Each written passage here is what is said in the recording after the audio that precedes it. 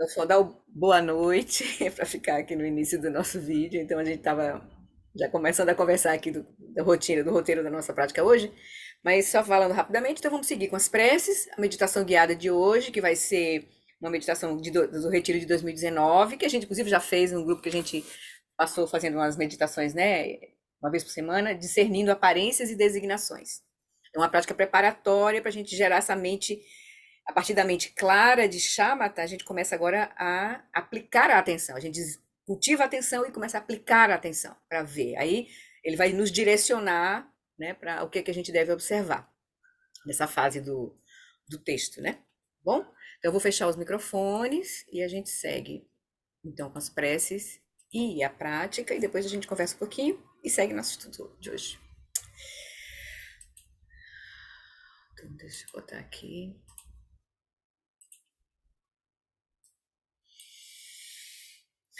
Então, queridos, a gente começa trazendo a nossa atenção para o momento presente, soltando todas as nossas preocupações, todas as atividades que a gente possa estar conectada agora. Deixa que nosso corpo, a nossa energia, a nossa mente se entregue completamente para a nossa prática. Esse momento é tão raro e precioso da gente se reunir, né, com o Buda, com a lucidez, com o Dharma, com os ensinamentos, com o caminho, e com a Sangha, especialmente com o nosso Lama Ala, os ensinamentos que a gente vai ouvir aqui, com o Mestre Vajra Nascendo do Lago. Então a gente se coloca inteiramente disponível nesse momento. A gente solta qualquer outra atividade, qualquer preocupação. Por alguns instantes, então, abre espaço na mente para nosso encontro. Sentindo a presença de Guru Rinpoche, representando todos os mestres da nossa linhagem.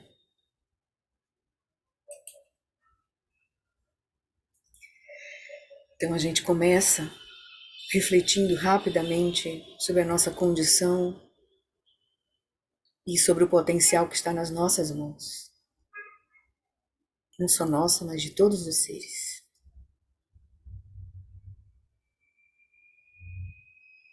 Então, de forma breve, a gente contempla rapidamente os 4 pensamentos que transformam a mente. É um conjunto de ensinamentos, um remédio que nos ajuda a direcionar a nossa mente para o Dharma, a tirar a nossa atenção do movimento usual das 8 preocupações mundanas. A gente começa contemplando a vida humana preciosa, lembrando que as facilidades e vantagens desse precioso renascimento humano são extremamente difíceis de encontrar. Quantos méritos a gente cultivou em nossas vidas anteriores para nesta vida a gente ter esse corpo humano nessas condições, com todas as liberdades e vantagens para praticar. Em especial, ter encontrado uma linhagem viva dos ensinamentos, ter encontrado o Dharma profundo, em especial esses ensinamentos do Dzogchen, ter encontrado a compaixão dos nossos lamas, que mantém essa linhagem viva. Isso é muito precioso, então a gente se alegra por reunir todas essas condições. Também a gente recorda da impermanência, lembrando que todos que nascem estão sujeitos aos fenômenos da impermanência e da morte. A gente lembra da impermanência grosseira, das nossas circunstâncias, ambiente. A gente também começa a ver a impermanência sutil. Cada instante tudo está em constante movimento e transformação. E aí a gente fica certo do momento da nossa morte. Essa morte vai ocorrer, a gente não sabe em que momento, em que circunstâncias. Então a gente aproveita cada instante, cada momento como um momento precioso de prática. Não perdemos tempo. ressignificamos a nossa vida.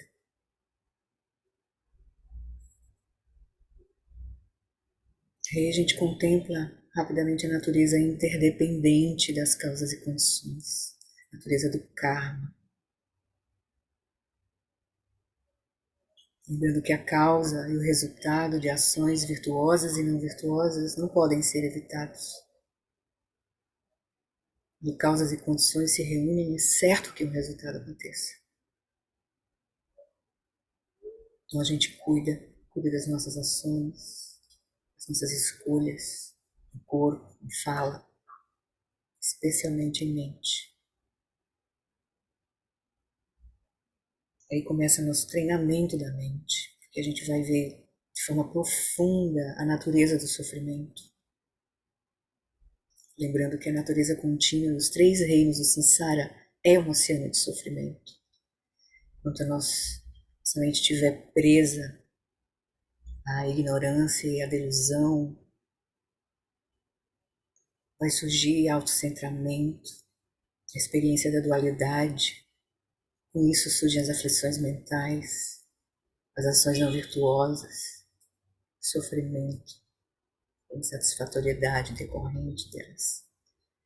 E se essa insatisfatoriedade, esse sofrimento reforça o autocentramento, por sua vez, vai surgir mais, reforça as aflições mentais, reforça os nossos padrões não virtuosos de ação.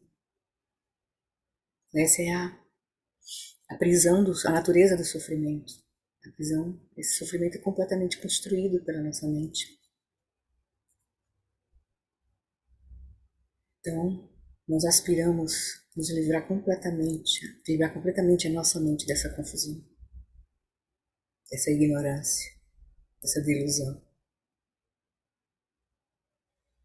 Então, ao nos recordar disso, surge em nós então a aspiração de que a gente possa voltar à nossa mente, que a nossa mente possa voltar-se para o Dharma, para a verdade, a natureza última da experiência.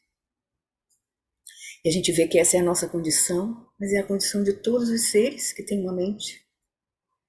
Então é natural surgir em nós essa aspiração. Todos os seres tenham a felicidade e suas causas. Que eles sejam livres do sofrimento e de suas causas.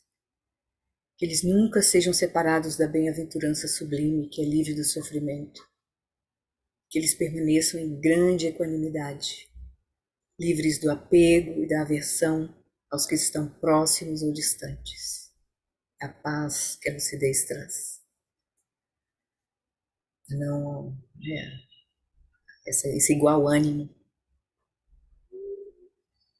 Então, com isso, a gente reforça nossos votos de bodhicitta, voto de refúgio e de bodhicitta. Refúgio no caminho, está simbolizado pelas três joias, Buda, Dharma e Sangha. E a gente reforça o nosso voto de praticar, atingir a perfeita iluminação para o benefício dos seres. É o voto do Bodhisattva. No Buda, no Dharma e na excelente Assembleia da Sangha, até que eu alcance a iluminação, neles eu tomo refúgio. Que através da minha prática das 6 perfeições, possam todos os seres sencientes alcançar o estado búdico. Sangye chodam sukhi choknam lam janchu bardu dani kyapsuchi dagi jinso hipe sonam kim drola pentir sangye druparsho. Sangye chodam sukhi choknam lam janchu bardu dani kyapsuchi dagi jinso gipe sonam kim drola pentir sangye droparsho.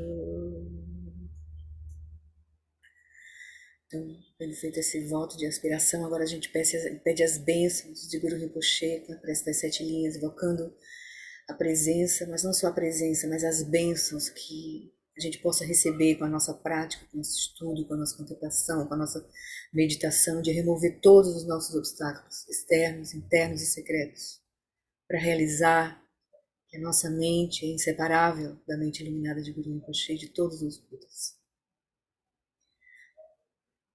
Então, enquanto a gente faz a prece, a gente imagina que está recebendo essas bênçãos, na forma de luz das 5 cores, atingindo nossos corações, mentes, nossos corpos, não só nosso, mas de todos os seres, principalmente aqueles que a gente, nesse momento, gostaria de ajudar.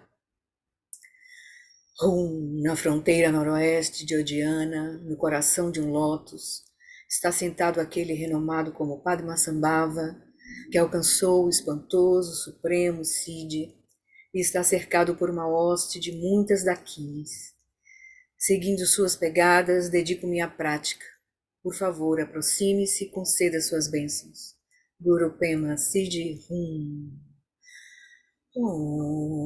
Orgenu Genu Jansam Pema Gesadam Polam Yasen Genu Drunye Pema June Jesudram Kudu Kandru Mampe Kor Keki Jesu Dadruki Jengi Lapti Sheksu So Guru Pema Siddhi Hum Orgenu Genu Jansam Pema Gesadam Polam Yatsen Chaginu Drunye Pema June Jesudram Kudu Kandro Mampe Kor Keki Jesu Dadrukim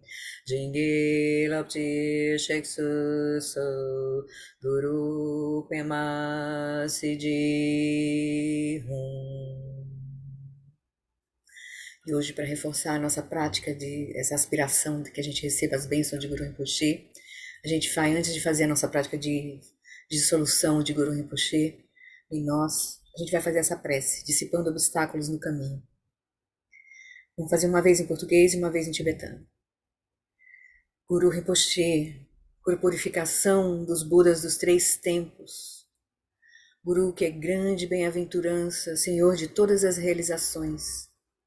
Guru que é o dinâmico e irado domador de maras, dissipador de todos os impedimentos. Rogo-lhe, confira suas bênçãos.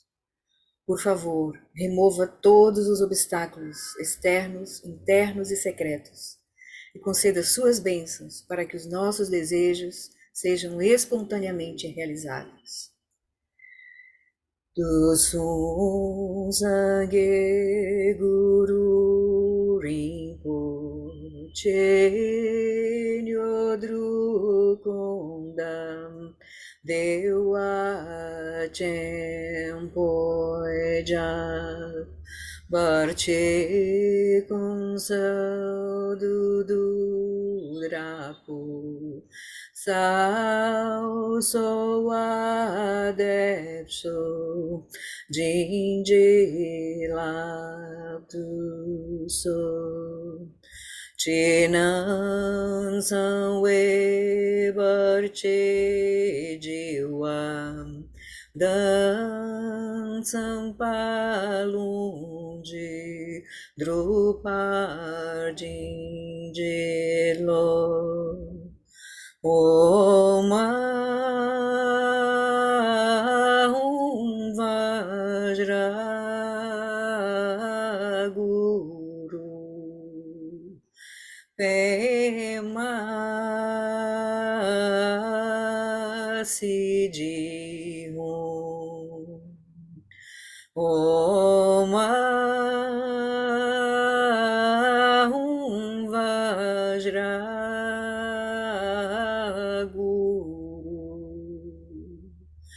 Pema Siddhi Hum Om Ahum Vajra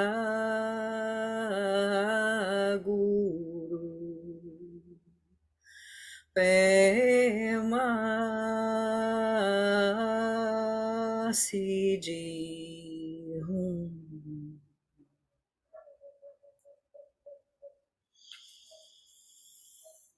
Então, pela força das nossas aspirações, da nossa motivação, das nossas preces,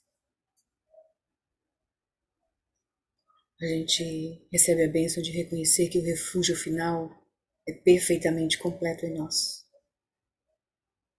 pois a nossa mente é a natureza de Buda, iluminada desde o início. Com essas bênçãos e com essa confiança, a gente então convida Guru Rinpoche para vir para o topo da nossa cabeça.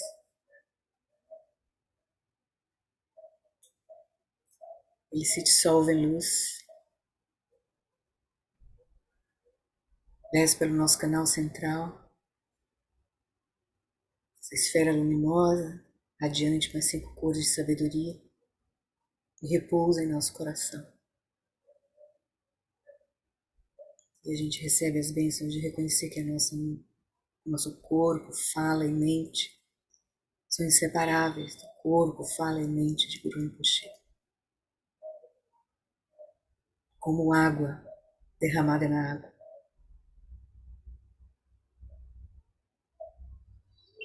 Como espaço fundindo-se com espaço.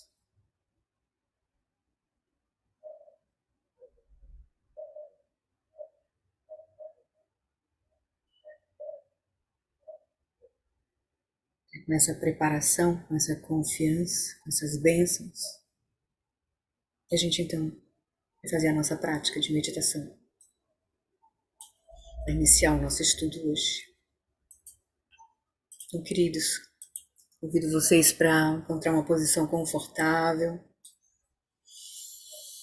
Podem desligar seus vídeos, fiquem à vontade, pode sair de frente da tela. Eu vou conduzir a prática. Em torno de 15 a 20 minutos. Então, a gente pode começar fechando os olhos. Depois, em um momento da prática, o Lama vai lembrar a gente para abrir os olhos.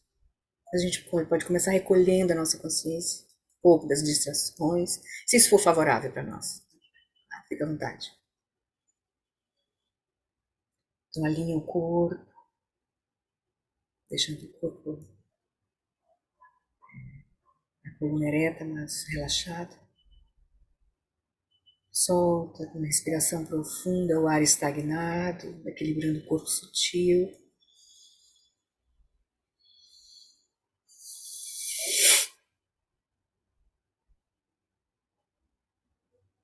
Se quiser, pode manter a respiração do vaso.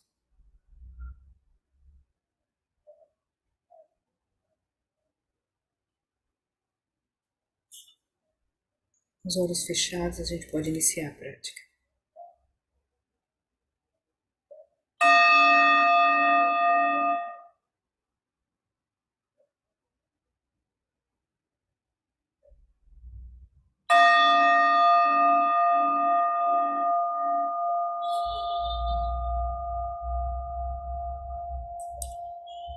Deixe que o som do sino seja um sinal para você relaxar.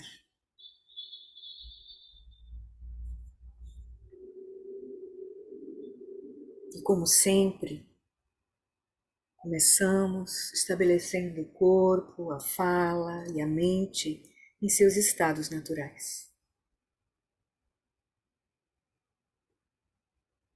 Deixe a consciência iluminar todo o campo somático do corpo, reconhecendo as áreas de tensão e aproveitando cada expiração para soltar as tensões. Deixando que o corpo, à medida que vai relaxando, se acomode na postura. E à medida que ele relaxa, o corpo vai se aquietando, sem perder a vigilância, sem surgir embotamento.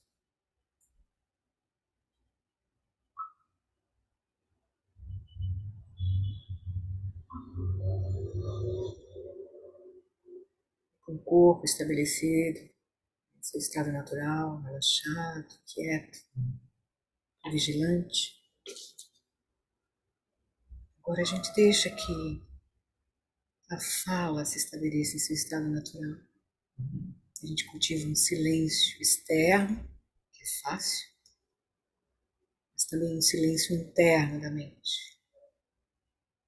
A gente aproveita a respiração para nos ajudar nesse processo de soltar a fala interna da mente. A cada expiração, deixando a respiração seguir o seu ritmo natural, mantendo a mente na respiração por alguns instantes, mantendo a atenção na respiração, deixando que ela siga o seu ritmo natural.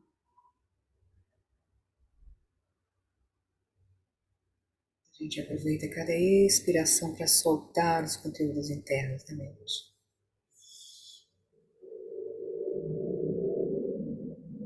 Soltar a fala interna.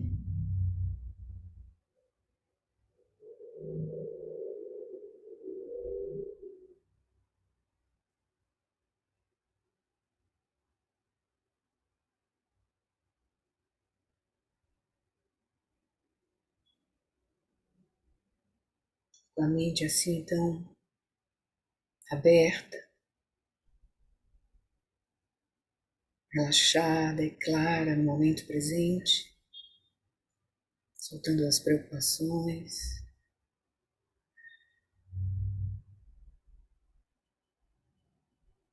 A mente agora então se torna um recipiente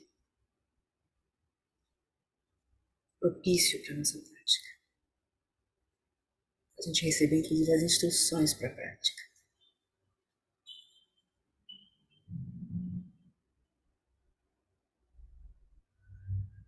Então descanse agora na quietude da consciência, no momento presente, clara, aberta.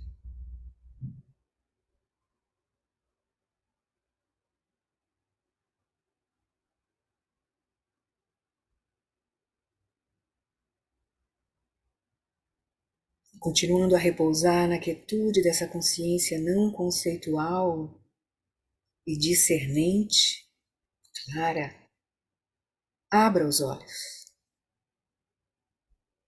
Abra todas as portas dos 5 sentidos. E deixe também a luz da consciência iluminar o espaço da mente.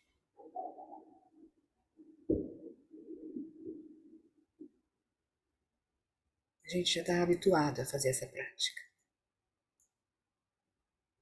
Ficar completamente com consciência clara, presente, as aparências dos 5 sentidos físicos e da mente, do espaço da mente.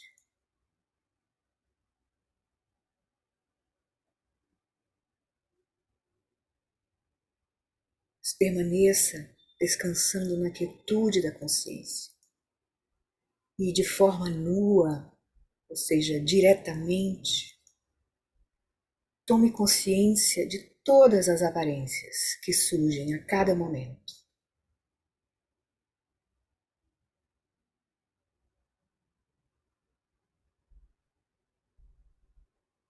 Aparências que surgem ao campo visual,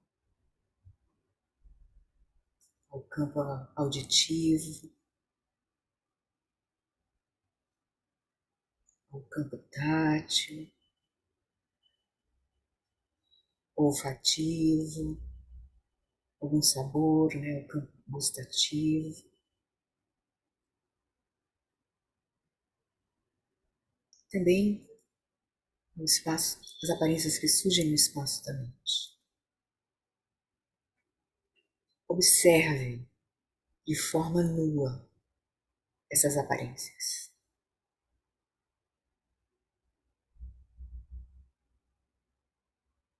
De forma nua, sem conceitos, sem ativar a mente conceitual.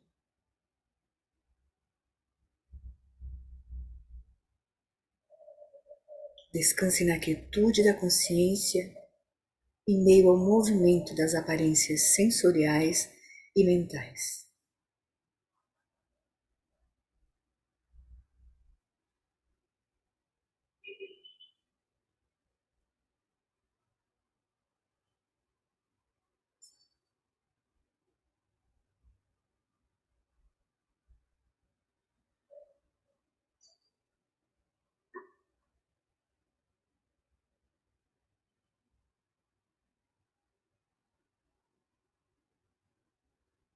Essas aparências, elas não têm rótulos dentro delas. Elas, por si mesmas, elas não se referem a nenhuma outra coisa. As cores são apenas cores. Os sons são apenas sons. As sensações táteis são apenas sensações táteis. Os pensamentos são apenas pensamentos.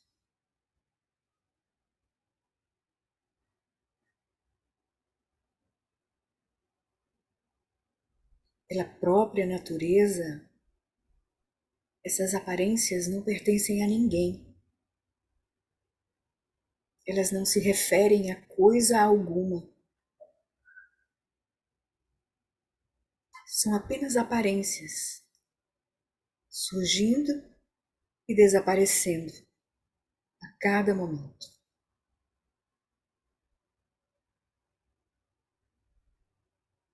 É assim que nós as vemos de uma perspectiva puramente não conceitual.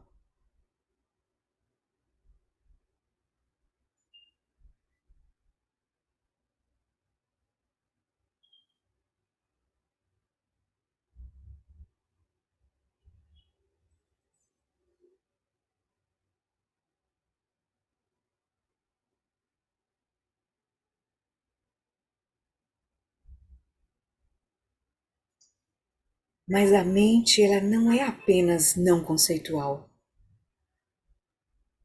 Dessa perspectiva não conceitual da consciência, ou seja, dessa quietude da consciência, que a gente está começando a nos familiarizar com essa experiência, então dessa quietude da consciência, observe as atividades conceituais da mente.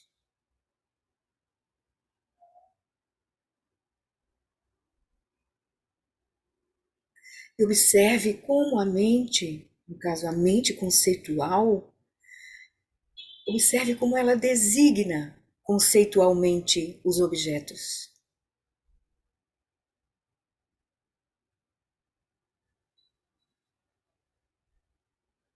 E dessa maneira, ela traz os objetos à existência em relação à própria mente conceitual, a essa própria mente que está designando.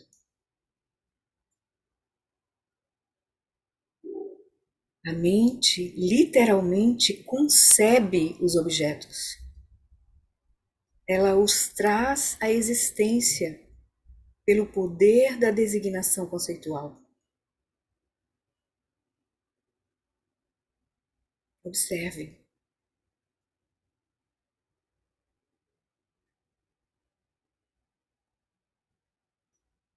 E veja em que ponto esses objetos designados conceitualmente passam a ter eficácia causal. Observe como isso acontece. Por exemplo, nós ouvimos um som, ou seja, a consciência auditiva percebe o som. E a mente designa: esse é o som de alguém tossindo. Esse é o som de uma moto na rua.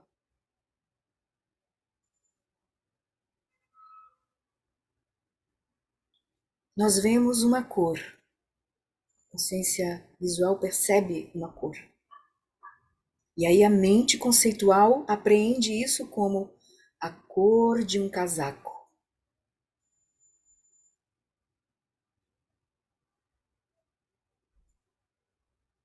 cor da cortina.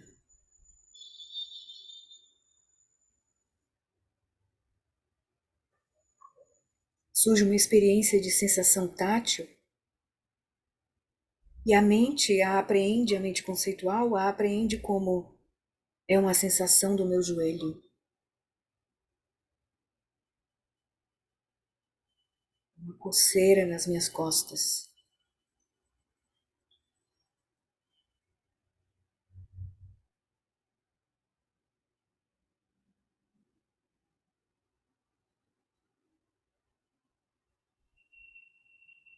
Então veja que é com base nas aparências que a mente conceitual designa objetos.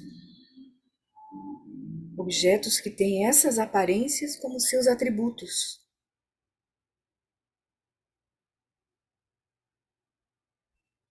Mas esses objetos existem apenas em relação à mente que os concebe.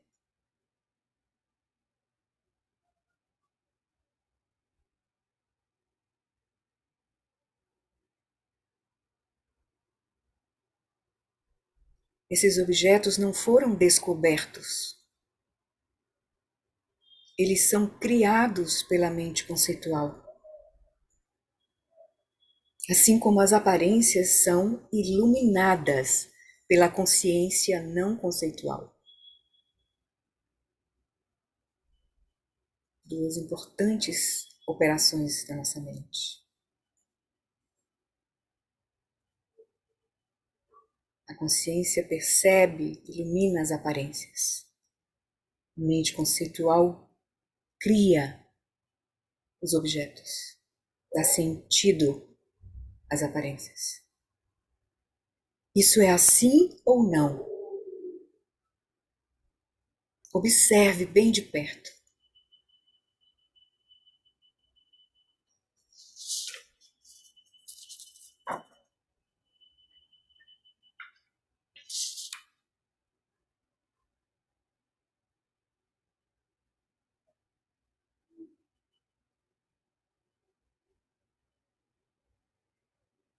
Quando você perceber que foi apanhado pela ruminação, a sua consciência se fundiu com o pensamento discursivo. Sua consciência mental foi atrás do referente do pensamento ao qual a mente conceitual designou. Surgiu uma imagem e a mente conceitual, imagem, rosto da minha mãe, casa da minha mãe, minha agenda. Então aí você começa a pensar. Então a mente, a consciência foi atrás do referente, da imagem, do pensamento que a mente conceitual designou.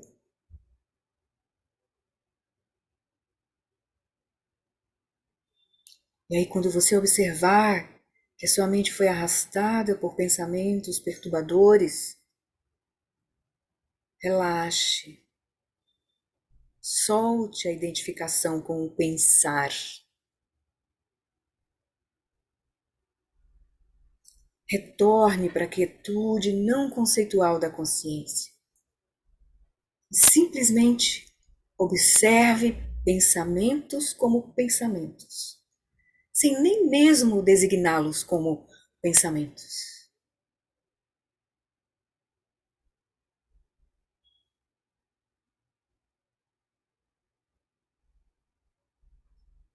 Da quietude da consciência, apenas observe as aparências mentais como aparências mentais.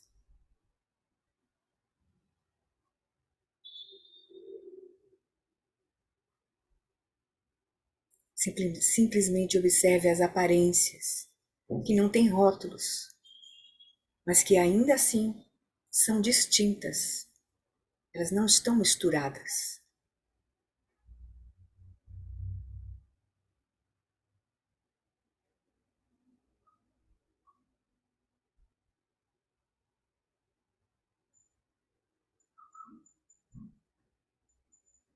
Observe como a sua mente consciência, percebe o mundo das aparências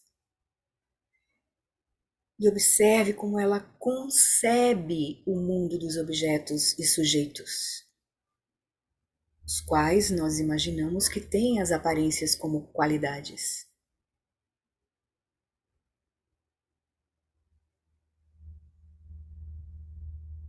E agora seguimos a prática em silêncio por mais alguns instantes, observando, né, da quietude da consciência, observando as aparências, percebendo como a nossa consciência percebe o mundo das aparências e como ela concebe o mundo de objetos e sujeitos.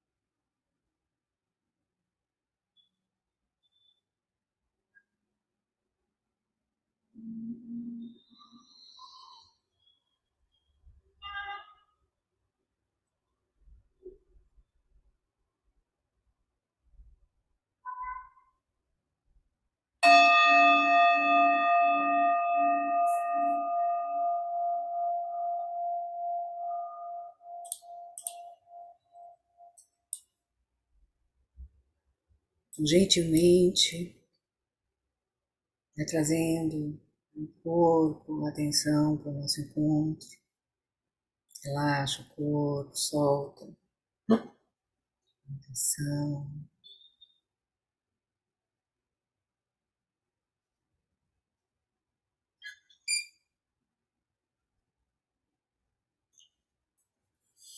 Deixa eu liberar aqui os microfones. Tudo bem? Microfones liberados. Deu para ouvir a instrução? Entendeu o propósito da prática? Né? O título que o pessoal né, que organizou os áudios do retiro colocou nessa prática foi Discernindo Aparências e Designações. Então, é uma prática. Foi classificada aí pelo pessoal como uma prática de shamatha, mas é uma prática de shamatha que já está querendo aplicar a atenção para uma. Né, já nos preparando para a Vipassana, na verdade. Né? É uma atenção muito discernente, assim, muito já com um propósito, né? Para mim tem um aspecto de vipassana aí nessa prática, né? De você olhar de forma profunda para a operação da mente, principalmente das consciências, né? As consciências perceptivas, né? E a consciência conceitual, a mente conceitual em operação, né? Por exemplo, aqui, o que é que vocês veem aqui?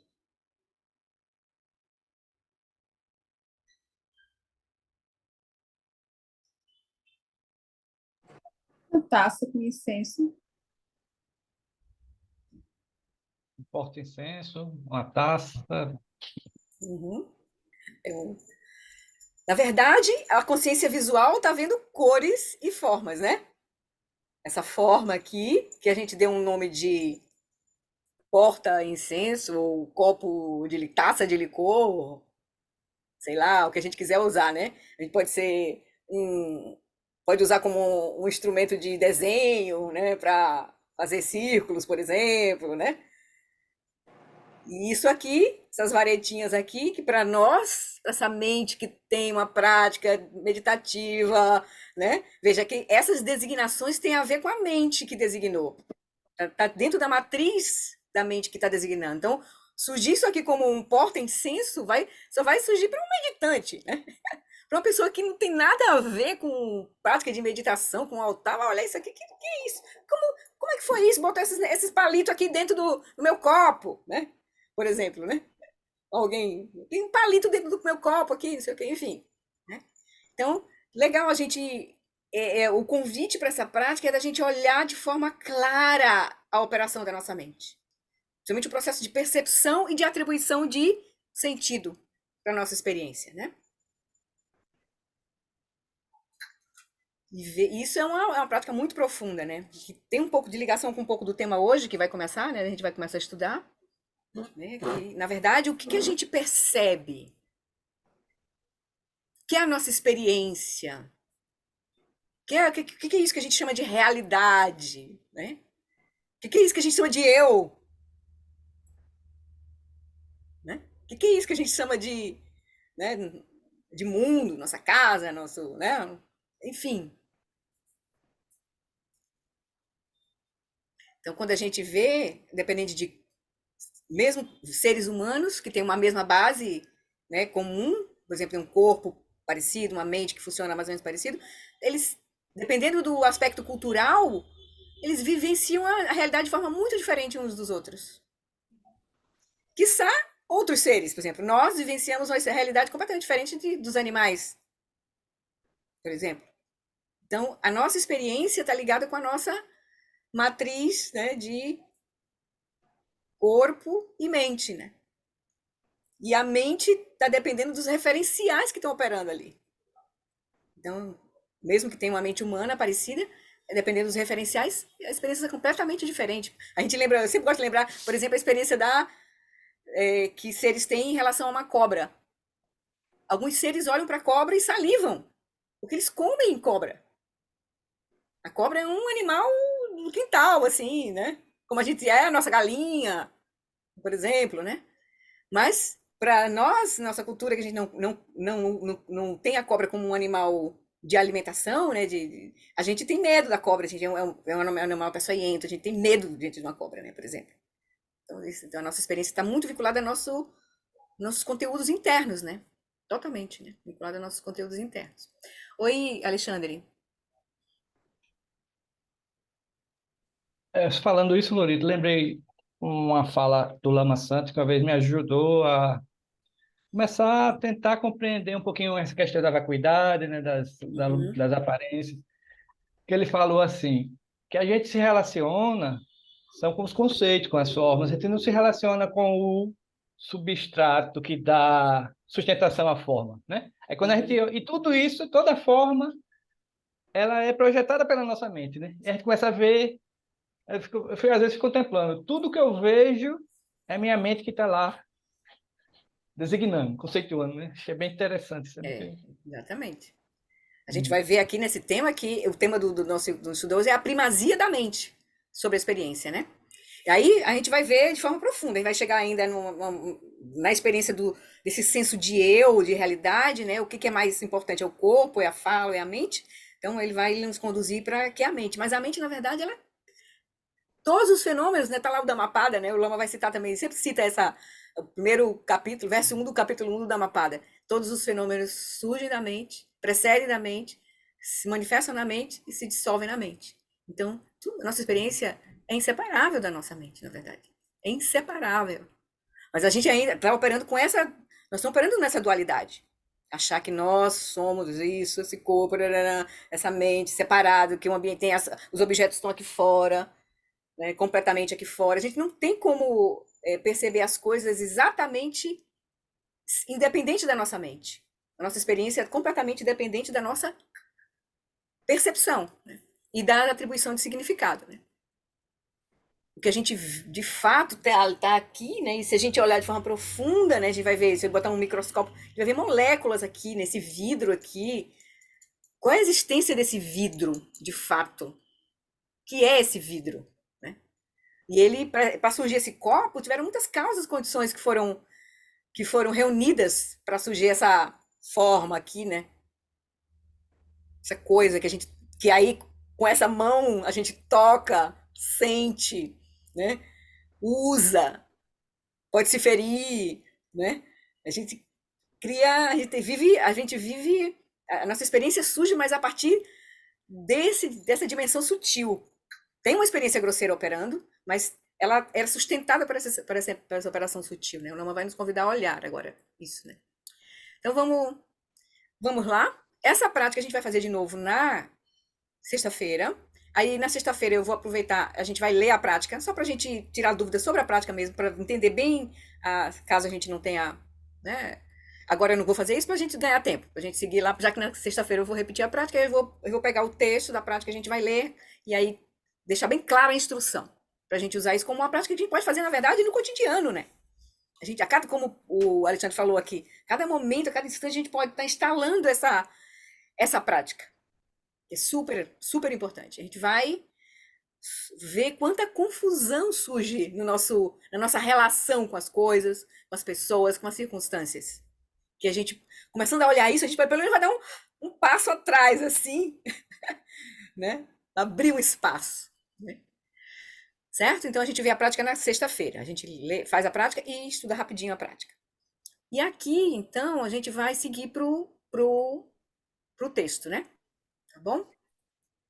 Deixa eu só fechar aqui. Tá, eu vou compartilhar aqui. Na verdade, eu vou compartilhar primeiro o texto escrito onde a gente parou, só para a gente para não ter que pegar lá, voltar no Kindle. Então, deixa eu pegar aqui o textinho do Vajrayasis, onde a gente está. Eu estou digitando assim o texto raiz. Então, nós estamos nesse capítulo 4, né, já, tomando a mente como caminho. Vou tirar isso aqui primeiro. Tomando a mente como caminho. Aí, o pedacinho que a gente já cruzou foi esse aqui, né? Então, o Bodhisattva, grande vacuidade ilimitada, pediu: ó mestre Bhagavan. Todo o capítulo vai ser para responder essa pergunta, né? Ó mestre Bhagavan, por favor, ensine-nos o caminho profundo que libera os discípulos. Ele respondeu: ó nobre ser, as entradas para a cidadela da grande liberação surgem como muitas vias de meios hábeis e sabedoria. Mas, em última instância, tomar a mente como caminho é a busca pelo caminho verdadeiro. Então, uma vez que tenha determinado a base, você pode tomar a realidade última como caminho. Entre essas duas opções, primeiro, aqui está o modo de tomar a mente como caminho. Então, a Lama explicou, a gente viu esse comentário, que a gente vai tomar a mente como caminho, mas primeiro a gente vai dissolver essa mente na consciência substrato, que é encontrar a base da mente, para depois a gente poder atravessar essa base com a prática de Vipassana e aí tomar a mente, a vacuidade da mente como caminho, Dharmata como caminho, a natureza última da mente como caminho. Que é a vacuidade que vai fazer a gente atravessar a reificação da consciência substrato para chegar em Vritta. Então, no princípio, aí ele vai dizer, né? Ele segue dando as instruções para o Bodhisattva grande vacuidade limitada. Ele diz: no princípio, os discípulos que mantêm seus samayas, inicialmente eles treinam suas mentes por meio das preliminares comuns externas, isto é, os 4 pensamentos que transformam a mente, e por meio, né, das 7 preliminares incomuns internas. Que aí o Lama citou o conjunto usual: refúgio bodhicitta, oferenda de mandala, refúgio bodhicitta, oferenda de mandala, as prostrações, oferenda de mandala, praticar a meditação de purificação em mantra de Vajrasattva, Guru Yoga, transferência de consciência, né, o Po, e romper ou cortar, que é a prática de Chu. Então, ele diz, os discípulos que mantêm seus samayas, eles começam, então, primeiro com essas práticas preliminares, treinam suas mentes nas preliminares comuns externas e nas 7 preliminares comuns internas. Depois disso, o modo de seguir o caminho progressivo da prática principal é este. Aí agora ele vai dar a instrução. A prática principal vai ser tomar a mente como caminho, mas a gente não vai começar com a prática de shamatha diretamente. Vai começar com, aí ele diz, primeiro, retire-se para uma floresta isolada, ou seja, encontre uma condição favorável para parar e aquietar a mente. Reze para o seu guru e, fundindo a sua mente com ele, com a de seu guru, relaxe por alguns instantes. Então ele nos convida a praticar Guru Yoga, iniciar com a prática de Guru Yoga. A gente aquieta corpo, fala e mente, mas traz essa prática porque é uma prática que vai nos dar bênçãos velozes no nosso caminho. Nós estamos aqui num caminho veloz, o caminho da grande perfeição. Então, as práticas de Guru Yoga são fundamentais. E aí, quem não está fazendo Nondro, que quiser, nós temos lá o texto da Sera Kandro, que está lá na pasta, né? Eu já combinei para vocês, ela fala da prática de Guru Yoga, mas também vocês podem ler sobre a prática de Guru Yoga nos livros que nós temos em português sobre o Nondro.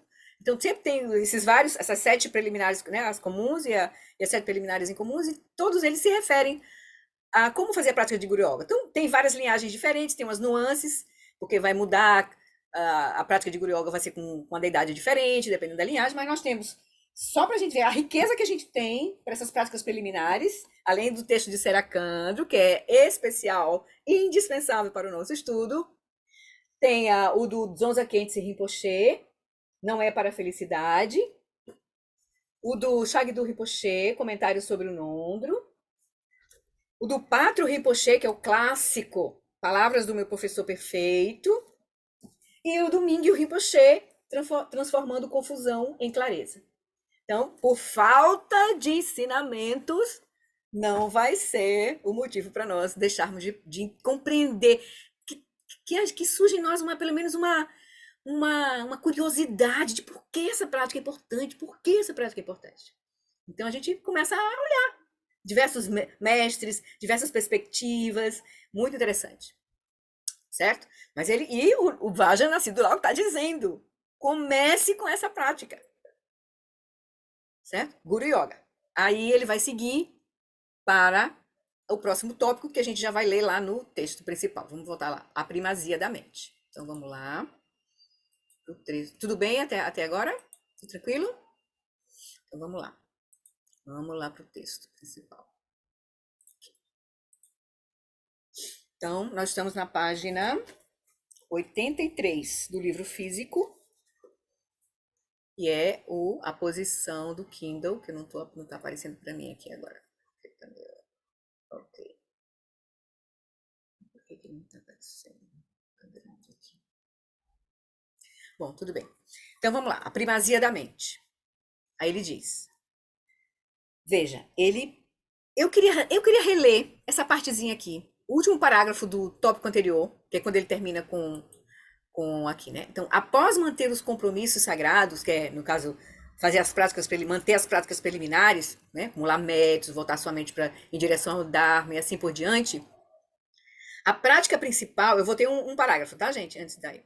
Então, a prática principal é tomar a mente como caminho. Há muitos tipos de shamatha, e nem todos tomam a mente como caminho. Não me lembrou a gente, porque pode tomar respiração, há uma imagem externa, a gente não vai estar olhando diretamente para a mente, algumas práticas de shamatha. Então ele diz, mas a gente tem que começar com... Em algum momento a gente vai ter que olhar para tomar a mente como caminho, né? Então, mas nesse caso aqui, é por onde a gente vai começar. No caso do ensinamento do Vajra Siddhulal. Então, não há zonas de... Então, no entanto, o modo para atingir shamatha descrito aqui é absolutamente direto. Não há zonas de preparação, com mantras, visualizações ou qualquer coisa parecida. Então, uma vez que você tem a base, aqui agora aí ele vai dar a instrução para o que você vai fazer. Então, quando a gente estiver pronto para ouvir essa instrução, agora a gente está estudando, está vendo contexto, a gente está gerando mérito, a gente está removendo obstáculos, mas quando a gente estiver pronto, é isso que a gente vai ouvir e vai praticar, de fato, né? Mas agora nós estamos nos aproximando, assim, né, das instruções, de fato. Então ele vai dizer, então, no entanto, o modo para atingir Shama, não há zonas, nesse caso aqui, não há zonas de preparação com mantras, visualizações, qualquer outra coisa parecida, é direto. Aí ele diz, então, primeiro, retire-se para uma floresta isolada. Aí o Lama diz, e poderia ser um lugar selvagem, o deserto, ou poderia ser a sua sala da sua casa, seu quarto. Deve ser um lugar onde você possa recolher a sua mente, onde não se distraia, onde possa estar presente e praticar o Dharma o tempo todo o tempo. E isso é o que ele quer dizer com uma floresta isolada, um local de reclusão, onde você esteja completamente focado. Tá, primeira instrução. Você vá para um ambiente favorável. Agora, reze para o seu guru, reze por bênçãos, reze para que a sua prática possa florescer. Comece visualizando o seu guru à sua frente. Esta é uma relação eu-tu, que transcende a distinção polarizada de eu e outro, abarcando ambos em uma ampla e abrangente totalidade. É dessa perspectiva que a prática de Guru Yoga é praticada, né, no Vajrayana. Então, nas práticas preliminares, a gente vai praticar Guru Yoga a partir da fruição, tomando a fruição como caminho, né? Então, o Buda e eu somos inseparáveis. Então, o Lama e eu, o meu Guru e eu somos inseparáveis. Mas eu vejo ele ali, eu aspiro, eu vejo as qualidades do Guru, e aí eu peço para o Guru se fundir comigo. Então, isso é importante. Aí ele vai dizer, então fundindo-se com você. Então, imagine o seu Guru no topo da sua cabeça, fundindo-se com você, não dual, com seu corpo, fala e mente. Fundindo a sua mente com a de seu Guru, relaxe por alguns instantes. Então, veja, a primeira instrução é você se colocar numa posição favorável para a prática. Completamente favorável para a prática. Então, essa instrução é muito importante. Essa condição da nossa mente é muito importante. Aí ele vai dizer, ó grande vacuidade ilimitada. Aí o próprio Vajrayana Sugla agora vai fazer uma pergunta para o praticante que está lá, sentado, com as práticas, né, com as bênçãos das práticas preliminares, tendo feito Guru Yoga. Aí é para esse praticante que ele vai perguntar. É para esse praticante que ele vai perguntar. Ó grande vacuidade ilimitada. Entre seu corpo, fala e mente, qual é o mais importante? Qual é o principal agente? Diga-me qual é o monarca autônomo e imutável. Assim, quando você olhar e responder, assim, os atos de ensinar e ouvir e a natureza da instrução se tornarão perfeitamente claros para o grande benefício dos discípulos. Então, ele diz, para que a instrução do caminho de fato possa ser aproveitada ou ouvida, compreendida, a primeira coisa que você tem que fazer é, a partir dessa condição que ele já, dessa preparação que ele já nos colocou, agora é olhar de forma entre corpo, fala e mente quem tem a primazia. Aí ele diz aqui, aí o Lama fala, Lama Alam, aqui Samantabhadra vira a mesa e questiona o Bodhisattva grande vacuidade ilimitada. Nós desejamos tomar a mente como caminho, mas o que significa isso? O que é a mente? Qual é o referente da palavra mente? Samantabhadra está solicitando um contexto com relação a corpo, fala e mente. Entre os três, corpo, fala e mente, qual é o mais importante? Quem é o responsável? Quem está fazendo as coisas? Quem está fazendo coisas? Qual é o monarca autônomo e imutável? Quem está determinando a experiência? No reino de seu corpo, fala e mente, no reino da sua vida, você não tem a sensação de que alguém está no comando?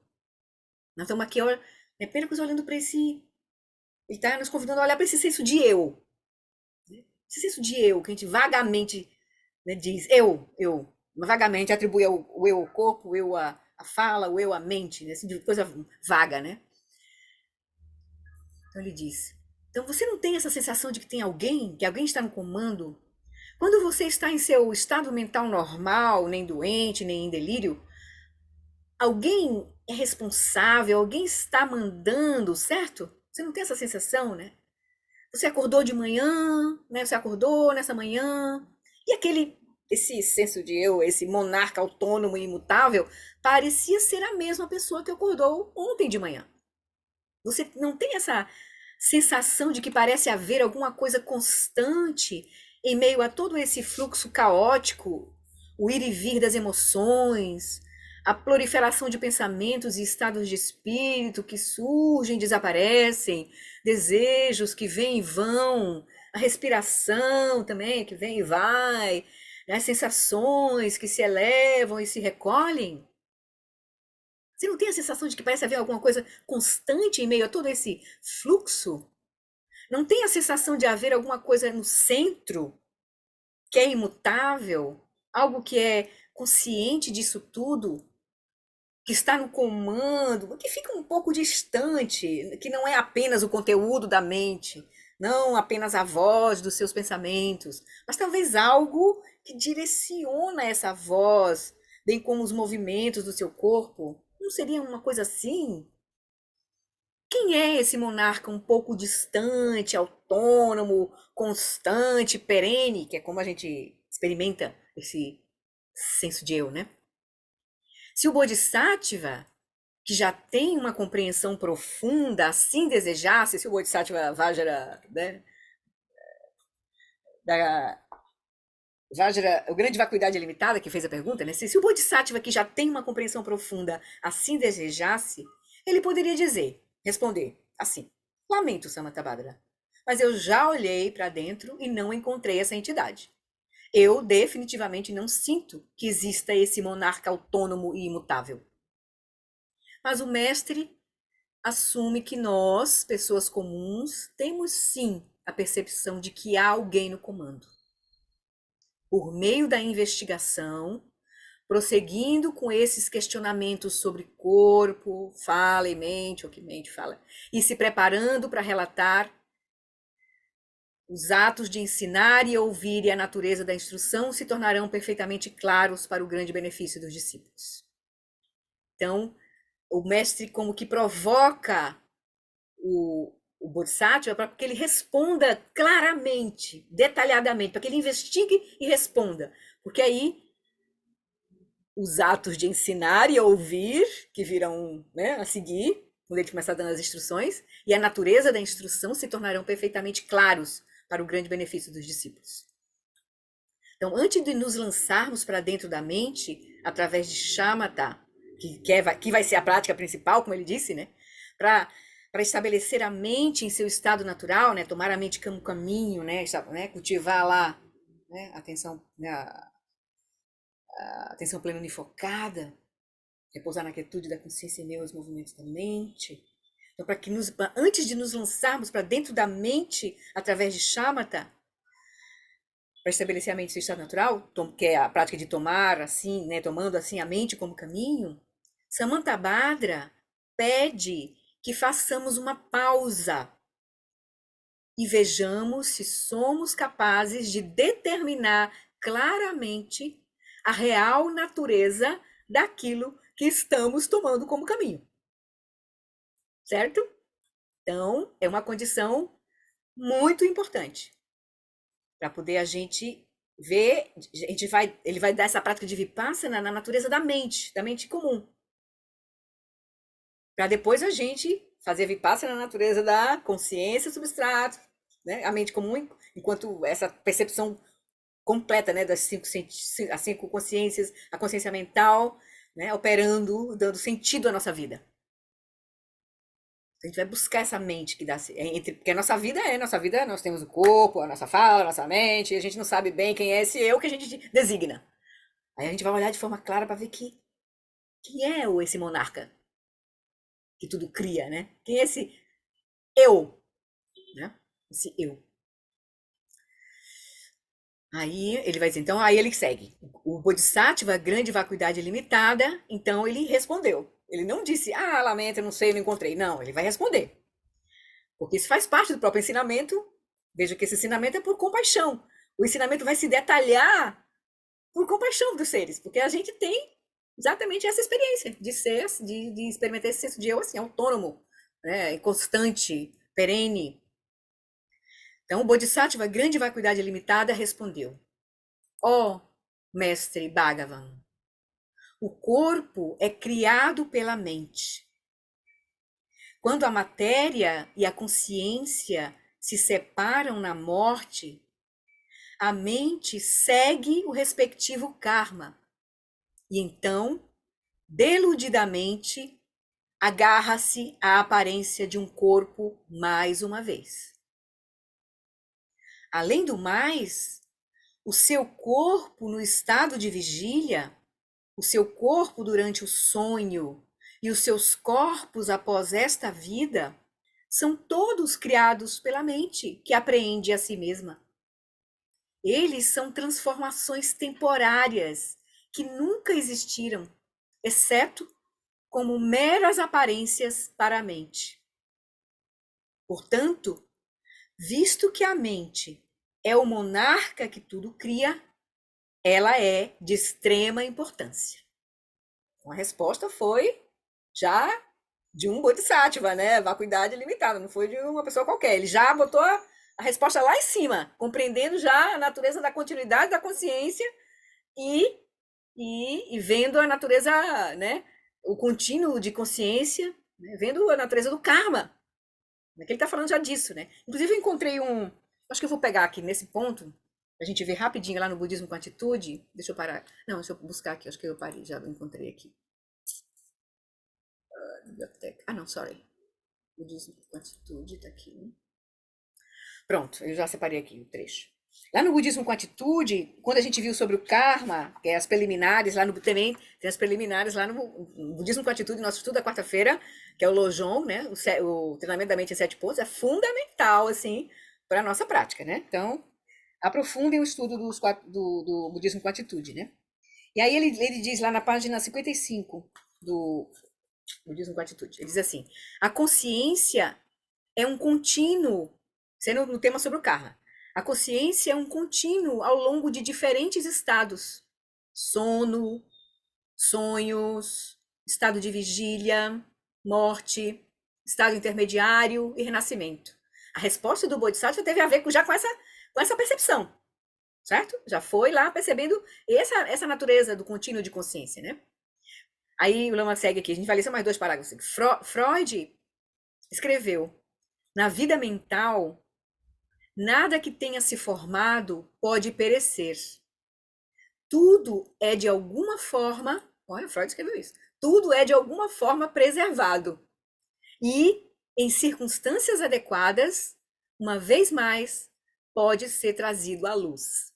Aí o Lama diz: esta afirmação de Freud, extraída do contexto dos outros pontos de vista dele, né, nos faz lembrar da teoria budista do karma.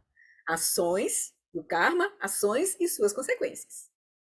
A premissa budista é a de que todas as ações, incluindo ações mentais, deixam sementes ou impressões em um contínuo que não é apenas uma continuidade de experiências, mas também uma espécie de depósito. Esse contínuo é carregado com tendências e configurado por experiências.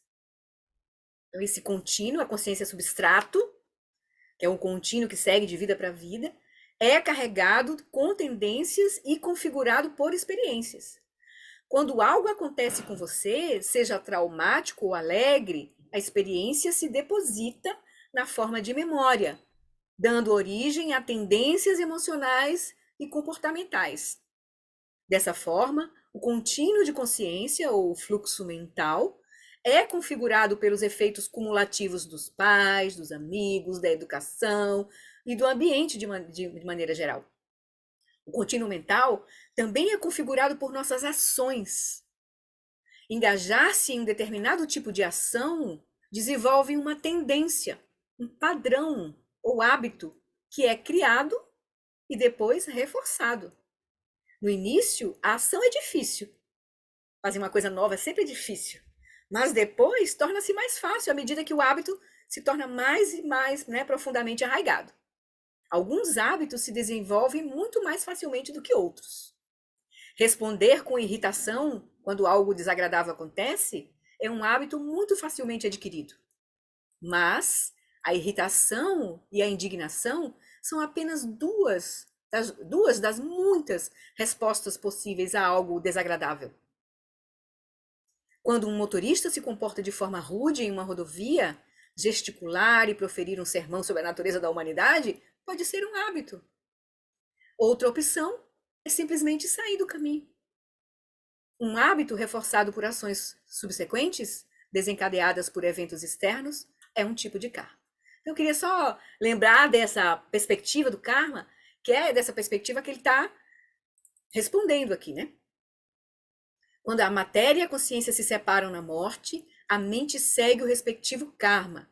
E então, deludidamente, agarra-se à aparência de um corpo mais uma vez. Além do mais, o seu corpo no estado de vigília, o seu corpo durante o sonho e os seus corpos após esta vida são todos criados pela mente que apreende a si mesma. Eles são transformações temporárias que nunca existiram, exceto como meras aparências para a mente. Portanto, visto que a mente é o monarca que tudo cria, ela é de extrema importância. Aí vamos ver os comentários do Lama, para esse tópico aqui. O Bodhisattva, grande vacuidade ilimitada, aceita o desafio do mestre, né, e responde, respondendo que o corpo é criado pela mente.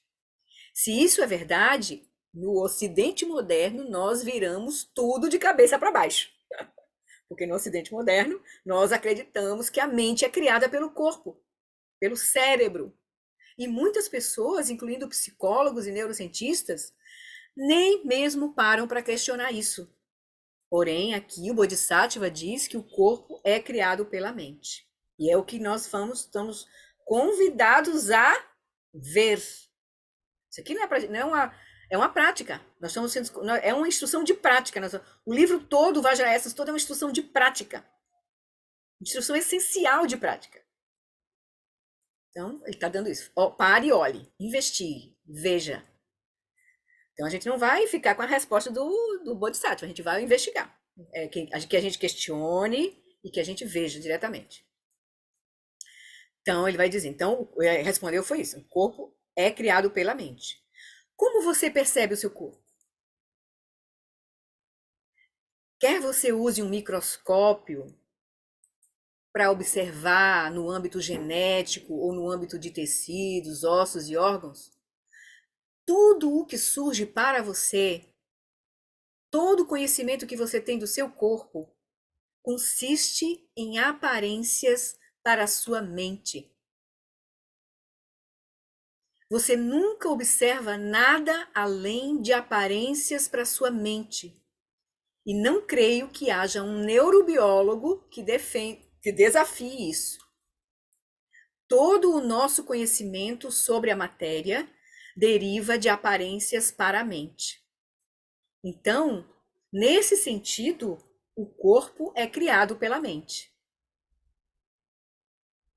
Isso que a gente experiencia. Aí aquelas 4 aplicações da atenção plena, aquelas práticas de Vipassana da tradição Theravada são muito importantes para a gente fazer né, nos ajudar nessa contemplação. Lembra as 4 aplicações da atenção plena lá no fim da Felicidade Genuína, parte 2, as 4 aplicações da atenção plena. Atenção plena ao corpo, atenção plena aos sentimentos, que está ligada à fala, à energia, atenção plena à mente e atenção plena aos fenômenos. Então, essas práticas nos ajudarão muito a fazer esse tipo de investigação, porque é um olhar direto. Então, convido aí vocês a anotarem para dar uma olhadinha no parte 2 do Felicidade Genuína. Aí ele vai dizer. Então, nesse sentido, o corpo é criado pela mente. É essa mente sem forma, que não tem dimensões, cor e assim por diante, que nós vamos ver depois, né? É uma outra parte da prática, é essa mente que dá surgimento, por exemplo, às aparências do cérebro. Quando você toca um órgão sob sua pele, isso aqui é uma informação, eu me debati um pouquinho sobre essa afirmação do Lama aqui, né? É as aparências do cérebro. Que, na verdade, o cérebro... O que ele quis dizer aqui com aparência do cérebro? Eu não sei como é que tá o inglês também, como é que foi a tradução, o que o Lama colocou em inglês aqui, né? Porque às vezes a tradução dá derrapadazinha assim, né? Não é muito feliz na escolha da palavra, né? Então, essa mente sem forma, que não tem dimensões, cor e assim por diante, que dá surgimento, por exemplo, às aparências do cérebro. Porque nós é que vamos, por exemplo, no estudo do cérebro, porque o que a gente só vai perceber o cérebro estudando sobre ele, né? Porque enquanto a gente está vivo, a gente não tem como pegar o nosso cérebro e estudar o nosso cérebro, né? Então a gente vai. Aí a gente pode olhar também as tecnologias modernas que veem o cérebro em funcionamento, né? Os aparelhos que veem né? Ressonância magnética funcional, né? Que veem o cérebro em movimento, né? À medida que está sendo pedido para fazer uma coisa, fazer outra. Então, por exemplo, Ming e o Ricochet tem sido analisado assim, né? O Mathieu Ricard, eles têm feito essa colaboração com cientistas, né? Para ver como é que o cérebro se comporta. Mas aí são correlatos neurais que estão sendo estudados ali. Né? A gente não está vendo a mente, a gente está vendo correlatos neurais em relação aos movimentos da mente. Pense sobre amarelo. Aí o cérebro acende ali. Então, estão vendo o correlato neural daquele pensamento. Mas não está vendo o pensamento. Né? Tá vendo correlatos neurais, né? Então, aí vamos deixar isso aqui para lá. Não tem, acho que tem alguém escreveu alguma coisa no chat. Muito obrigada, Simone, né? Ela precisa sair. Ok, Simone, querida. Então, quando você toca um órgão sob sua pele, tem sensações táteis, mas estas também são sensações que surgem para a sua mente. Não são uma entidade externa independente da mente. Se você toca a sua pele ou qualquer parte do seu corpo, surgem as sensações de solidez, fluidez, calor e movimento, correspondendo aos 4 elementos: terra, água, fogo e ar. Dentro da estrutura da matriz de elementos do budismo, né? Tudo tá, na verdade, são expressões dos 5 elementos. No campo mais sutil para o campo mais grosseiro. Então, sempre tem aqueles padrões de 5. 5 sabedorias, 5 cores, 5 sabedorias, né? Aí, os 5 venenos, né? Os 5 elementos, né?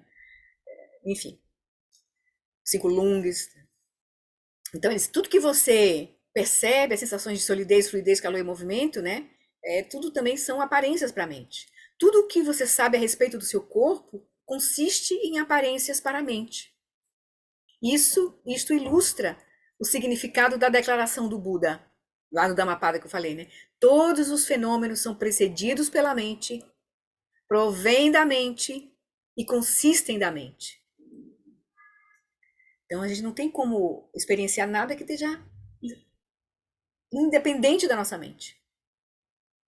Então, os realistas metafísicos assumem que há um corpo real lá fora, que de alguma forma corresponde às nossas imagens mentais do corpo, em uma relação exata, como se tivesse um substrato existente externo.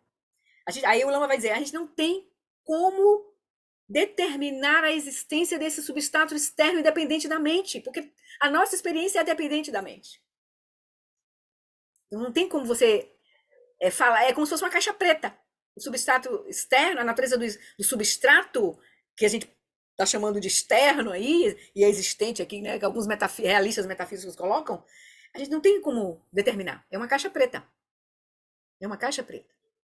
Mas, aí eu convido vocês, se quiserem olhar de forma mais profunda esses argumentos do Lama, na introdução do Investigando a Mente, tem um tópico que o Lama vai botar bomba, assim, né? Que é a atual idade das trevas do materialismo. A introdução, um dos tópicos da introdução do Investigando a Mente, o Lama traz bastante conteúdo bem, conecta tudo aí maravilhosamente, né? Se a gente quiser explorar um pouco essa visão, né?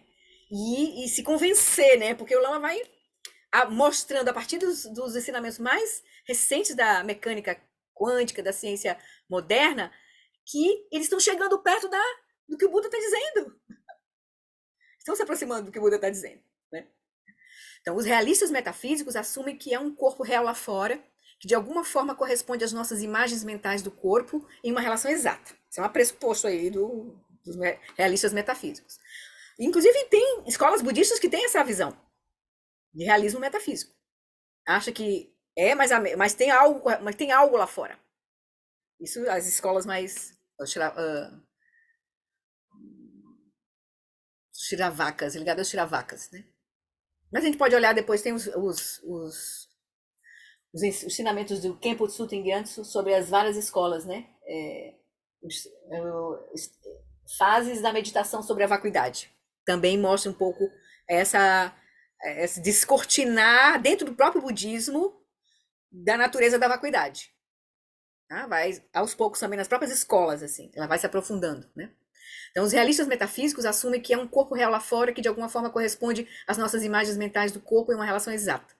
Mas a única coisa da qual podemos realmente ter certeza de que conhecemos é a consciência e as aparências para a consciência. É disso que a gente tem. A experiência direta é disso que a gente tem. A consciência e as aparências. Isso para os insiders, né? Porque para os materialistas nem a consciência existe, né? Só existe a matéria lá fora, né? Então, mas para nós, os budistas, insiders, nós nos aproximamos de realizar a consciência, a natureza da consciência e a das aparências para a consciência. Essa é nosso campo de investigação.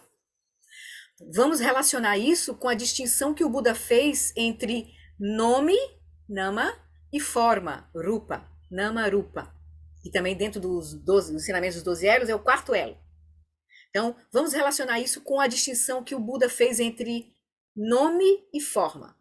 Ambos podem ser considerados duas maneiras de ver um único fluxo de experiência consciente. Então, são dois aspectos de você ver um único fluxo de experiência consciente.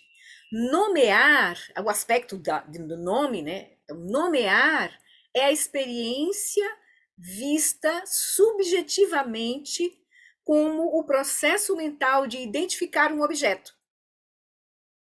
Isso que a gente fez um pouco nessa prática, né? De tentar ver essa experiência da designação, da nomeação, da criação de objetos. O aspecto subjetivo. Né? Você vê a mente criando lá o porta-incenso, né? Por exemplo. Então, nomear é a experiência vista subjetivamente como o processo mental de identificar um objeto, enquanto o aspecto de forma, ou formas, ou aparências, são experiências vistas objetivamente como entidades que são percebidas e concebidas por meio do processo mental. Então, aqui, em ver em a consciência entrar em contato com essa experiência aqui, a consciência visual entrando em contato com essa experiência, tem o processo de nome e forma operando. Nomear é a experiência vista subjetivamente como o processo mental de identificar um objeto, enquanto formas ou aparências são experiências vistas objetivamente como entidades que são percebidas. E depois elas são concebidas por meio do processo mental. Então, eu olhar aqui e ver a forma, né? Forma, cor, ver as aparências aqui que estão surgindo, a minha consciência visual, a percepção do visual é forma e cor. Mas imediatamente essas aparências são concebidas por meio do processo mental. Ela deixa de ser forma e cor e se transforma num porta-incenso. Agora aqui para mim. Depois se tornar num cálice de licor. Se eu for tomar um licor e pegar ele. Tá? Então, nesse contexto, mente, mano, ou o nome, eu acho que aqui, eu tentei achar aqui uma referência do tibetano para mente aqui, mas mana, klishta manas, mentação, manas, o Lama chama mentação como manas, que é o processo de atribuir, recortar a realidade. Primeiro, há um recorte não conceitual, mas depois vem um recorte mais grosseiro, conceitual, né, e depois denso mesmo, né, que a gente se relaciona assim com eles, né? Então, nesse contexto, mente, aqui tá mando, mas acho que é mana, se refere ao processo mental de conceituações que integra e dá sentido, que integra e dá sentido às diferentes aparências que surgem para os seis sentidos. Porque lembra quando ele vai explicar mais à frente, quem já estudou o Tantra Vajra e o Intenção Iluminada de Samantabhadra, na fase 3, o Lama vai explicar o processo do surgimento dos 12 elos a partir do Dzogchen. E aí ele vai dizer que da consciência do substrato, surge a consciência substrato, que, né, há uma movimentação de energia, surge a consciência substrato, daí começa a surgir manas, clistamanas, e depois clistamanas, depois manas, depois é que vem a mente conceitual. Então, esse processo sutil de diferenciação e construção de significados. Não é só um conceito, tem um processo sutil operando aí, não conceitual também. Entende? De discriminação. Ele diz, a mente é não conceitual, mas ela discerne as aparências. A mente não confunde um som com uma forma. Tem uma distinção de aparências aí. A realidade é experimentada de forma recortada, assim, né? Já tem uma identificação. As consciências já diferenciam a experiência em formas visuais, mentais, auditivas, entendeu? E depois é que vem a mente conceitual, o processo de conceituação mais grosseiro. Tem uma conceituação, tem uma parte, tem uma atribuição de significado, um recorte da realidade, depois tem uma conceituação sutil e tem a conceituação grosseira. O Lama vai falar assim, por exemplo, o feto já tem uma conceituação operando, um sentido de atribuição de significados, entende? Que não é por linguagem, porque a gente atribui conceito com palavras, né? Mas não é pré-verbal, é pré-verbal, um processo de conceituação pré-verbal, né? Então, assim, bom, isso é bem profundo, isso aqui. Aí tem que olhar com calma. A fase 3 do Tantra Vajra e do Felicidade do Questão Iluminada de Samantabhadra, ele vai olhar isso de forma profunda. E no Vajra Essence também, né? Bastante. Mas a gente não vai chegar lá aqui, né? Nós estamos só no. Ainda só olhando de forma mais superficial ainda, né? Ele vai dizer, então, nesse contexto, mente se refere ao processo mental de conceituações que integra e dá sentido às diferentes aparências que surgem para os seis sentidos. Essa significativa experiência completa é vista subjetivamente como a identificação de uma entidade, que é o nama, né, a forma, ou desculpa, o nome, a identificação de uma entidade, e é vista subjetivamente como nome, como a identificação de uma identidade, copo de licor ou porta-incenso, e objetivamente como a entidade identificada. Rupa, tem esses dois aspectos operando. E subjetivo e objetivo. Certo? É isso que ele quer, tá querendo nos... Darcy também tá saindo, né? Tá bom, então estamos terminando aqui, Darcy. Beijo, até breve. Então, quando a matéria e a consciência se separam na morte, a mente segue o respectivo karma. E então, isso foi dito lá, né, a resposta do Bhaktivedanta, do Bodhisattva. E então, como você estará correndo pelo bardo, o estado intermediário, vivenciando a fruição do seu karma, apressando-se. Então você estará. Eu acho que aqui, na verdade, a entonação da frase é assim: quando a matéria e a consciência se separam na morte, a mente segue o seu respectivo karma. E então você estará correndo pelo bardo, o estado intermediário, vivenciando a fruição do seu karma, apressando-se atrás disso e daquilo. Então, quando a sua experiência do bardo chega ao fim, a mente deludidamente agarra-se à aparência de um corpo mais uma vez. O fluxo de consciência une-se ao corpo, a mente emerge da consciência substrato e agarra-se às aparências com a sensação de isto é meu. No caso, é a aparência do próprio corpo, né? Como se houvesse algo no corpo que o fizesse intrinsecamente meu. Mais uma vez, nos agarramos a eu e meu com respeito ao corpo e à mente. Deixa eu ver só como é que tá aqui. Ixi, tá longo aqui. Vamos ver se a gente vai parar, pegar da nossa horinha aqui. Aí nós estamos aqui, né? Isso é meu. Algumas pessoas olham, deixa eu ver só onde a gente tá aqui para ter uma noção aqui. É, vamos ver onde a gente vai, onde a gente pode parar. Então, algumas, vocês estão bem? Podemos seguir? Mais um pouquinho? Minha intenção era terminar esse tópico. Paulo, Valfredo, vocês levantaram a mão? Estão cansados?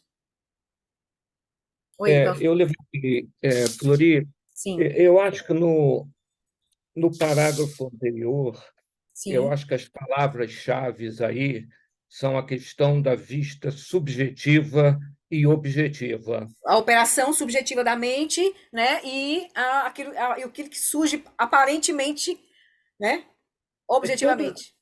quando você mostrou ali aquele cálice, Hum. todo mundo provavelmente viu basicamente a mesma coisa. Aqui, Mas para porque mim, nós estamos dentro de. Nós estamos com mentes que circulam mais ou menos por uma experiência.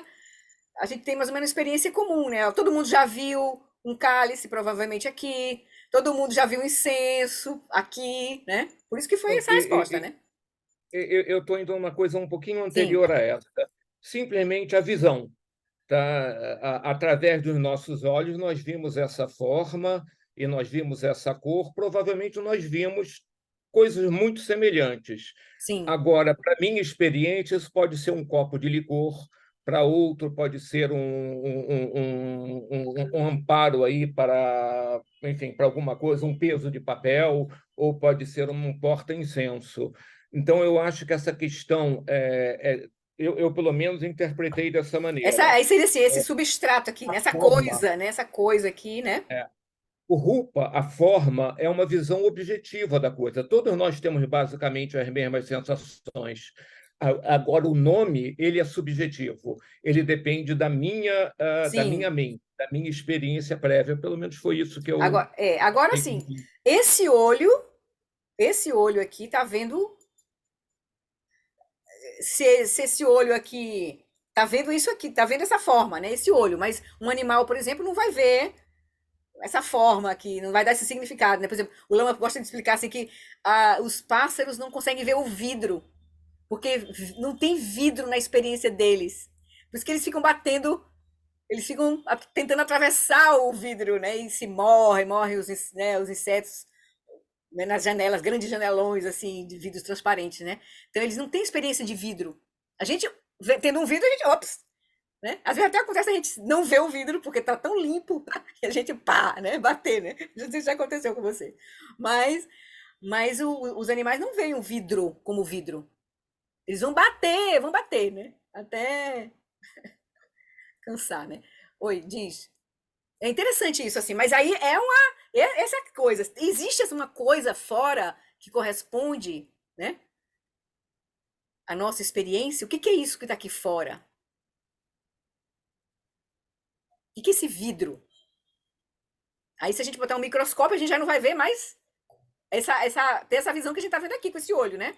Porque o microscópio já vai ver outras coisas aqui, vai ver moléculas em agitação, né, no movimento, depois vai ver dentro da molécula um átomo. Então, enfim, né? Interessante, assim. Oi, Paulo e Ana. E depois TT. Essas coisas para os Eu, matemáticos, para os engenheiros, é bom. eu vejo uma riqueza e uma profundidade muito importantes nesses temas, né? Porque nós aqui, nascidos no Ocidente, criados numa cultura judaico-cristã que aprendeu que tem a criação, aí os médicos vão lá, estudam todos os a anatomia, as funcionalidades, descobrem como superar certas doenças. Os engenheiros estudam as propriedades dos materiais, constroem as coisas. Então, evidentemente, a força desta visão de mundo é muito grande. E Da visão quando materialista, né, que você está falando, né? Sim, essa sim, visão sim. materialista, e quando você começa a refletir, até mesmo sobre o que os físicos quânticos falam, é algo difícil de assimilar. Não é tão simples assim, né? E fora isso, para mim, para minha percepção assim ingênua das coisas, né, ainda tem uma questão que eu me coloco sobre conceitos abstratos. Até falei isso aqui, né? Um círculo. Bom, hoje eu sei que tem algumas maneiras matemáticas de representar um círculo, mas eu acho legítimo me questionar assim: bom, se um círculo abstrato, ele não depende de mim para existir. Ele era uma, é um conceito que, mesmo se eu não tivesse nascido e estudado isso, o círculo é círculo, né? Se ele vai ser representado materialmente em algum substrato, num papel, numa tela, alguma coisa, aí a gente já vê as imperfeições da representação Mas em aí, relação. um pouco, o eu não entendo bem, assim, mas o que eu pude captar um pouco, por exemplo, a matemática se aproxima do reino da forma, né? Como você está dizendo, o círculo, ele existe. Então, é como se fosse formas sutis, né? Que tem uma existência, né? Então, Até achei que fosse em relação ao reino dos nomes aí, né?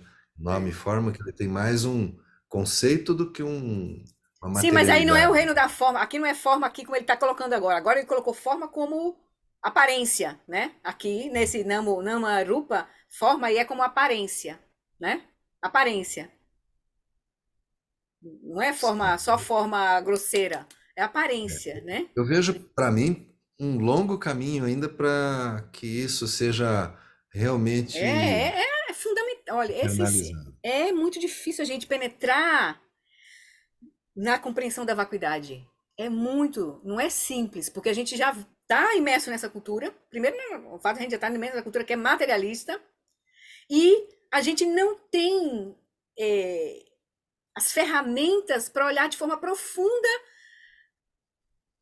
a partir de um pressuposto não dual, porque para a gente descortinar essa compreensão, a gente vai ter que encontrar a maneira de olhar.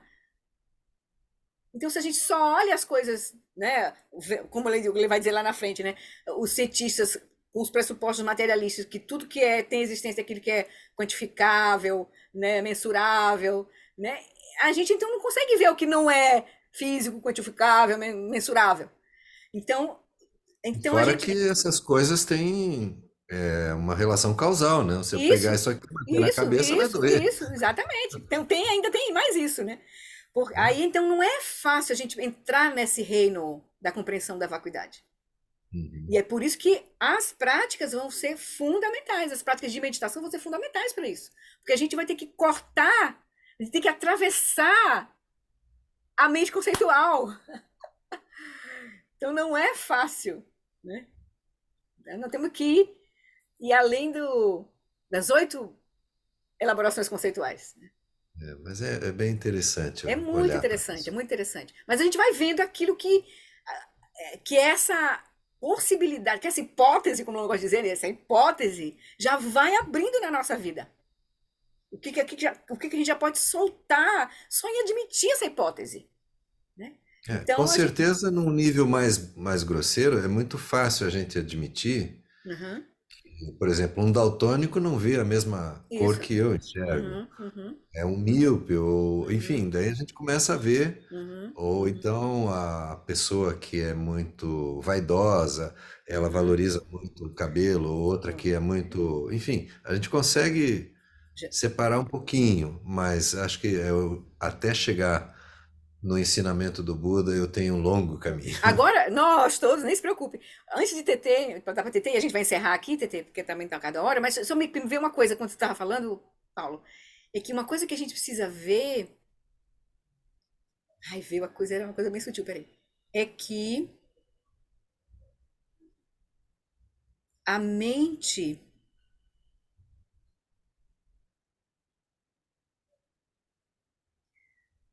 Nós estamos fazendo nós temos tendo a nossa experiência de mundo corresponde à matriz de operação da nossa mente, conceitual, certo? Então, quanto mais a gente vai atravessando, alargando, ampliando essa matriz, não no sentido de mais conceitos, mas no sentido de vendo como é que os conceitos se dão e como é que a gente constrói as realidades, dá significado. E aí a gente vai se aproximando da experiência correspondente a essa mente. A gente não tem como ter uma experiência de vacuidade com a mente que completamente operando com esses conceitos de dualidade e materialismo. Não tem como. Então a gente tem que ir se posicionando nesse lugar que reconhece a operação da mente, como essa prática que a gente fez hoje, né? Uma prática simples, mas é uma prática que abre perspectivas. Aí a gente vai começando a ter uma experiência correspondente àquela mente. Então, veja, eu imagino Jesus na cruz, sendo torturado lá. Que experiência de corpo ele estava tendo? Tem um substrato nessa experiência, porque também a experiência, o corpo que Jesus tinha era um corpo que aquela mente produziu também. Mas se a mente, como o Lama relata, né, vários mestres que foram torturados pelos chineses e que tiveram uma experiência completamente livres de qualquer dor da tortura que eles sentiram. O corpo era aparentemente igual ao nosso, mas eles estavam tendo uma experiência completamente diferente, entende? Então, a gente vai ter que... A chave, como ele disse, né? É tomar a mente como caminho. A chave é essa, né? Oi, TT. Mas não é fácil não, Paulo, nem um pouco. Estamos longe aqui. Bem rapidamente, só uma reflexão. Eu ouvi de algum lama, não lembro exatamente quem, mas eu guardei isso assim, a frase: quem compreende a impermanência, quem vê assim realmente a Claramente, impermanência, vê a vacuidade. Aí eu assim, quando faço reflexões maiores assim sobre a impermanência, parece que essa coisa se abre de forma melhor, sabe? Com certeza. E também, na própria meditação, o Lama falou, né, que a consciência ilumina as aparências. Aí, juntando uma coisa com a outra, eu acho que essa iluminação, quando a consciência ilumina as aparências, eu não me preocupo tanto com a questão conceitual. Ela está lá, mas aquilo ali solta. Porque eu acho que se a gente ficar muito preso, a gente, nessa estrutura que nós temos, ela vai fazer isso, ela vai trabalhar com essas duas coisas. Mas quando ela ilumina as aparências e a gente vê a vacuidade dessas próprias aparências, eu acho que facilita um pouco para a gente, embora... A prática vai ser essa um pouco, né? Tomar a mente como caminho vai ser repousar na quietude da consciência em meio aos movimentos das aparências. Seja o que surgir, a gente vai treinar, reconhecer as aparências como aparências e deixar ir. Claro que vai ter coisas que a gente vai ser fácil, mas tem coisas que não vão ser fáceis. Como, por exemplo, se aparecesse alguém agora com um revólver na nossa frente, a gente não ia ver como que era uma simples aparência. Entende? Esse é o ponto. Esse é o ponto. Sim. Quando chegar no momento de uma doença, uma morte, Sim. você tá vendo isso como aparência? Não tá. O John Lee viveu isso, né? Entendeu? Então, esse é o ponto. Esse é o ponto. Mas é esse o caminho, né? Esse é o caminho. E a gente vai olhando de muitas perspectivas. Da perspectiva direta, da perspectiva conceitual, da perspectiva analítica. A gente vai vendo tudo. Da perspectiva científica, a gente vai vendo tudo. Certo? Que pode iluminar, nos ajudar a repousar na base. Aí a gente vai encontrar a primeira base da consciência substrato ainda, que é bem-aventurança, luminosidade e não conceitualidade. A gente pode até se empolgar, ficar ali, mas não, tem que encontrar Dharmakaya. Dharmakaya. Obrigada, Flor. Tá bom, queridos? Então vamos fazer a nossa prece de dedicação, porque a gente já extrapolou aqui tudo. A gente para onde parou e depois a gente segue. Deixa eu pegar aqui a Aqui. As preces. Vamos fazer uma dedicação rápida, porque a gente já se alongou demais. Por essa acumulação de méritos, possa eu obter a onisciência que tudo vê, e possam todas as falhas ser superadas. Que das ondas revoltas e turbulentas do nascimento, velhice, doença e morte deste oceano do Sansara, possa eu liberar os seres.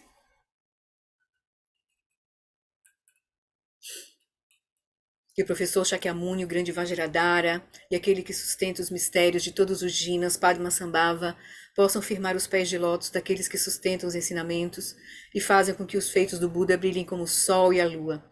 Aquele que derrama uma grande chuva de amor sobre seres em terras distantes e sustenta-os com o néctar dos ensinamentos do Buda, aquele ilimitadamente afortunado, o grande ser conhecido como Alan Wallace, possa sua vida ser longa.